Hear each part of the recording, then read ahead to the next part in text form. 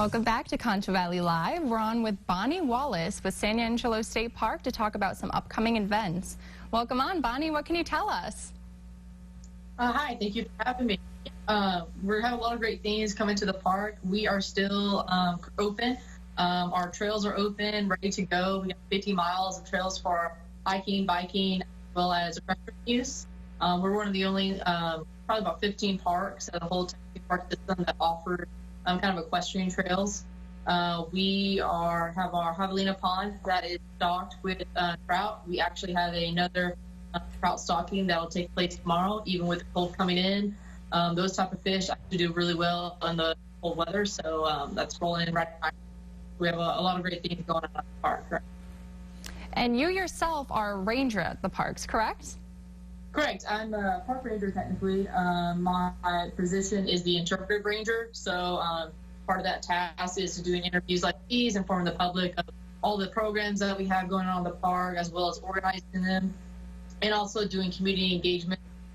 So I'll go and speak to special events or clubs that ask me to come out there to the park.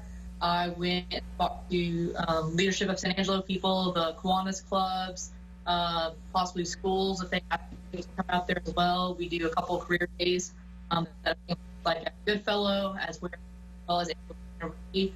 So get in engagement with the communities, getting groups to come out here utilize in the park, such as Boy Scouts and Girl Scouts, and a lot of homeschool groups as well that maybe hadn't come out to the park before or heard about it. So easing them into it, like hike programs or educational programs.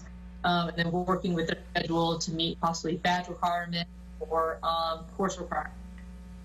And a lot of events that have been planned or scheduled for, the coming days, the coming weeks have had to change a little bit because of COVID.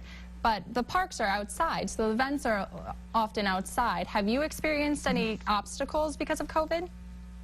Yes, even though we're outside, the Texas State Park systems, they still follow the guidelines, the COVID guidelines. So we are limited to groups of 10, as well as right now we're not doing really tactile programs where there's a lot of touching involved due to sanitizing reasons.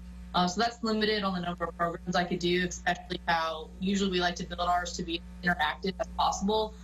So that's it, a real big, sadly. But we're still doing hikes. I'm actually seeing if anybody would like to book privately. They can email me at bonnie.wallace@cpwd.texas.gov. And, we are having groups of 4, 10. That's kind of our requirement. And we can do hikes or maybe work on some special different programs that don't require touching too many more. But, still available to do programs. Still going out, lake still has water. Looking forward to get as much community engagement as I can. And you're obviously very involved in every event, the state parks in general. What is one thing that you'd want the viewers to know about the events in the parks? I think just check on our social media. Really, is that's where we post the most for our events coming up. We're very active on it.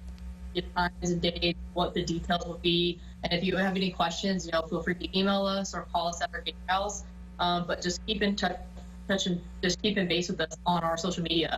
That's where we post it. Yeah. Amazing, and that's Bonnie Wallace with the state parks. Thanks for joining us and telling us a little bit about what's going on. We'll be right back with more Concho Valley Live. Want to be on Concho Valley Live? Follow us on Twitter at KLST News.